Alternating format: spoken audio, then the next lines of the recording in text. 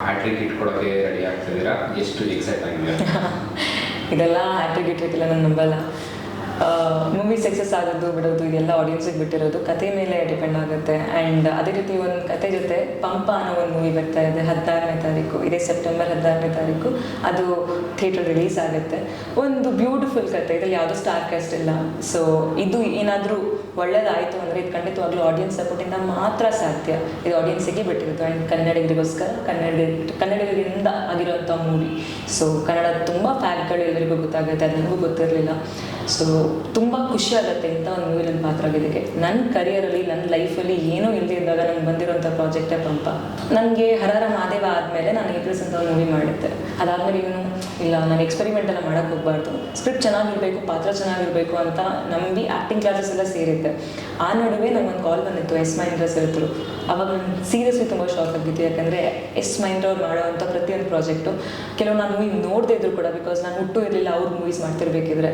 ನನಗೆ ಅವ್ರು ಮಾಡ್ತಿದ್ರು ಅಂತ ನಾನು ಅಮ್ಮಂಗೆ ಹೇಳಿದ ತಕ್ಷಣ ಅಮ್ಮ ಶಾಕ್ ಆಗಿ, ಅಂದರೆ ಅಮ್ಮಂಗೆ ಖುಷಿ ಆಯಿತು, ನಿನಗೆ ಬಂದಿದೆಯಲ್ಲ ಅಂತ. ಅಂದರೆ ಅವ್ರು ಮಾಡಿರೋ ಪ್ರತಿಯೊಂದು ಮೂವಿಲೂ ಹೀರೋಯಿನ್ಸ್ಗೆ ಒಂದು ಒಳ್ಳೆ ಇಂಪಾರ್ಟೆನ್ಸ್ ಇದೆ. ಯಾವುದು ಸದ್ಯಕ್ಕೆ ನಾನು ನಮ್ಮ ಇಂಡಸ್ಟ್ರಿಯಲ್ಲಿ ಕಮ್ಮಿ ನೋಡ್ತಾ ಇದ್ದೀನಿ. ಅವ್ರದ್ದೇ ಒಂದು ವ್ಯಾಲ್ಯೂ, ಅವ್ರಿಗೊಂದು ವ್ಯಾಲ್ಯೂ ಕ್ರಿಯೇಟ್ ಮಾಡುವಂಥದ್ದು, ಇಮೋಷನ್ಸ್ ಇರೋವಂಥದ್ದು.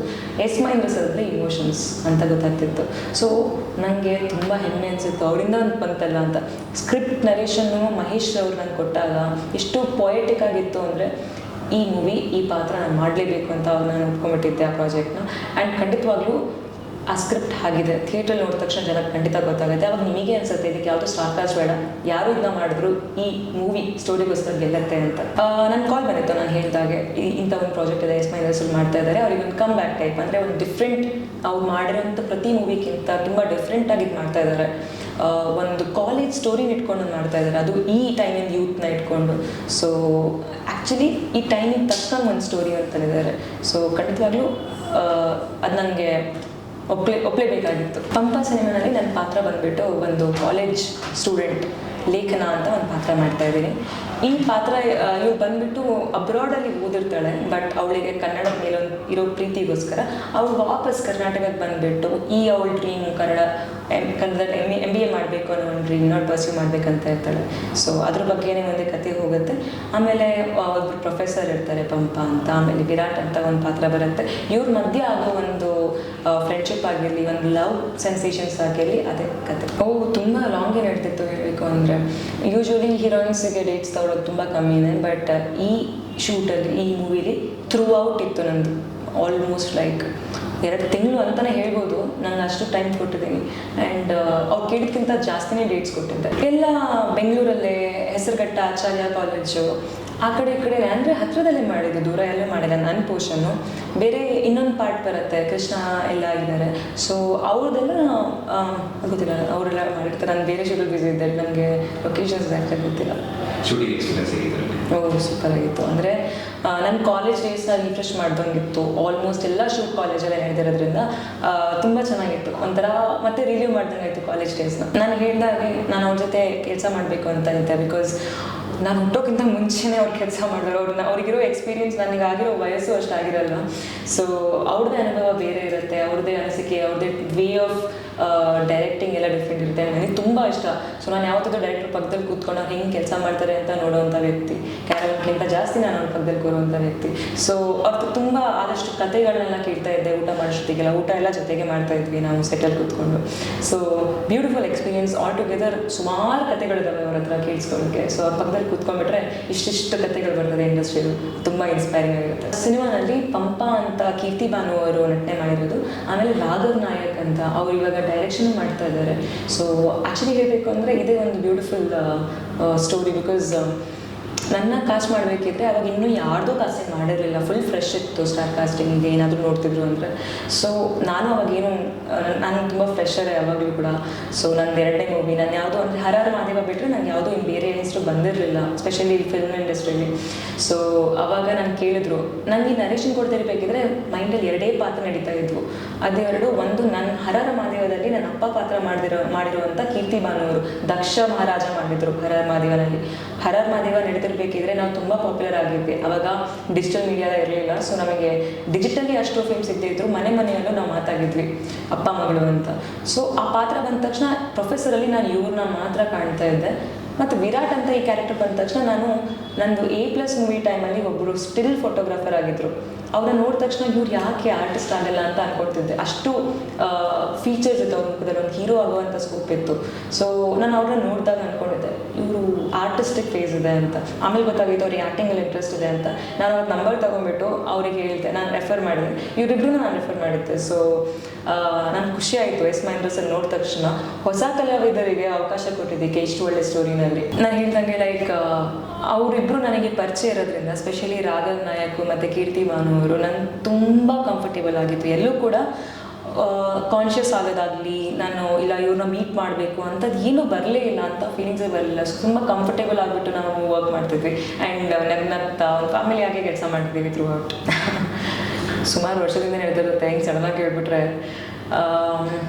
ಆ್ಯಕ್ಚುಲಿ ಸುಮಾರು ಇದ್ದಾವೆ, ಬಿಕಾಸ್ ಕಾಲೇಜ್ ಸೀನ್ಸಲ್ಲಿ ನಡೀತಿರ್ಬೇಕಿದ್ರೆ ಆ ಚಂಚಲತೆ ಎಲ್ಲ. ಆ್ಯಂಡ್ ರಾಘವ್ ಕೂಡ ಹೊಸ, ಅಂದರೆ ಫಸ್ಟ್ ಟೈಮ್ ಆ್ಯಕ್ಟ್ ಮಾಡ್ತಾಯಿದ್ರು.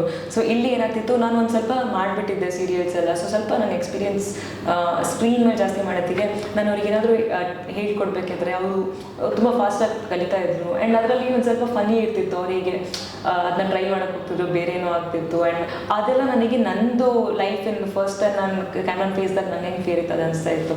ಅದೇ ಟೈಮಲ್ಲಿ ಸೆಟ್ಟಲ್ಲೆಲ್ಲರೂ ಅವರಿಗೆ ಹೇಳ್ಕೊಡೋಕೆ ಬರೋದು, ಈ ಸಂದರ್ಭ ಎಲ್ಲ ನಂಗೆ ತುಂಬ ಮೆಮೊರೇಬಲ್ ಆಗಿದೆ.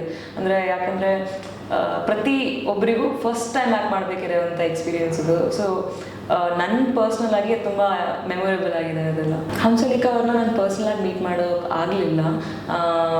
ಅವರು ಅಂದರೆ ಜಾಸ್ತಿ ಇಂಟರ್ವ್ಯೂಸಿಗೆ ಬಂದಿರೋದು, ಬೇರೆ ರೆಕಾರ್ಡಿಂಗ್ ಟೈಮ್ಸಲ್ಲೆಲ್ಲ ನಾನು ಇರಲಿಲ್ಲ.